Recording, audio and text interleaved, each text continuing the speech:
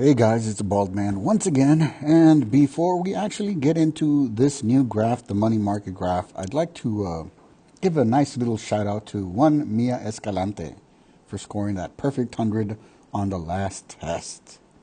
All right, that's enough nonsense. Now, we can see our graph here. Uh, we have I for nominal interest, SM for supply of money, DM for demand of money, QM for quantity of money. All right, so we're going to go over the basic shifters and the mechanics of this graph. So when we're talking about the supply of money, there are three shifters that we need to worry about for the supply of money. And the first one is we're going to call open market operations. And it's basically buying and selling bonds, right? So you buy bonds or you sell bonds. Basically, that's what open market operations are. Now, if the Fed, because this is not the government, right? This is the Federal Reserve that's going to handle monetary policy. By the way, the three shifters of the supply of money, the first being open market operations, these are the tools of the Fed. These are the tools of monetary policy. All right, so let's suppose that the Fed wants to expand the money supply because they want lower interest rates. So they're going to go and they're going to buy bonds. Remember, buy bonds means big bucks. So we have an expansion of the money supply and we shift to the right. And we have this downward shift in nominal interest rates. And once nominal interest rates go down, so do real interest rates. But however, let's suppose that the Fed wants to slow the economy down. We're overextended. We need to slow it down a bit. They are then going to sell bonds. Remember, sell bonds means small bucks.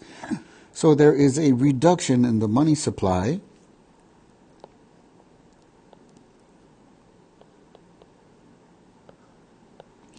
And nominal interest rates go up, right?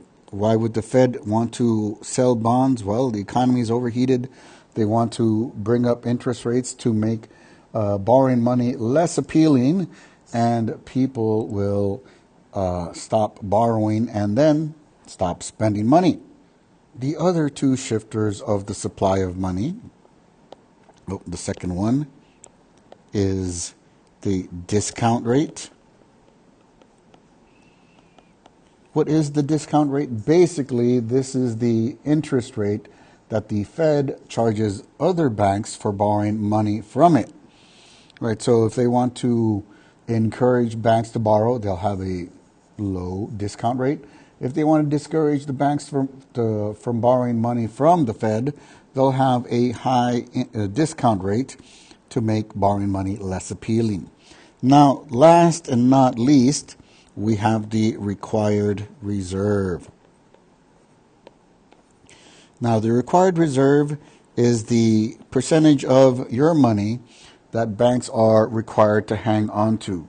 Right now, the required reserve for all banks in the United States is 10%. In other words, if you deposit $1,000 into your bank, the bank is legally required to hang on to $100, but they can then turn around and lend out the other $900 that you deposited it. Right? So they go in this order, basically, right? First is open market operations, then the discount rate. And the last thing they want to mess with is the required reserve. I mean, I've been banking since I'm 18. I'm 47. You guys do the math. And they haven't changed the required reserve. So this is the last thing that they absolutely want to mess with when it comes to the tools of monetary policy. So if you see a mention of any of those three things, you know that the supply of money will have to shift to the left or shift to the right. But what about the demand for money? Right? We've talked about the supply of money, but we haven't talked about the demand of money. or its shifters? Well, there are three shifters for the demand of money, and let's talk about those too, right? So the first shifter is price level. If prices go up, you're going to need more money in your pockets to buy those goods and services, right? So demand would shift to the right. And you would see that that means interest rates would be rising as well. Another shifter for the demand of money is fiscal policy. All right, when the government decides to deficit spend, they're demanding a lot of money. So that also would cause the demand of money to shift to the right. Don't forget, the last shifter is the income effect. The more money we make, the more money we spend, right? But what happens if I lose my job and I can only find another one that pays me half of what I earn now?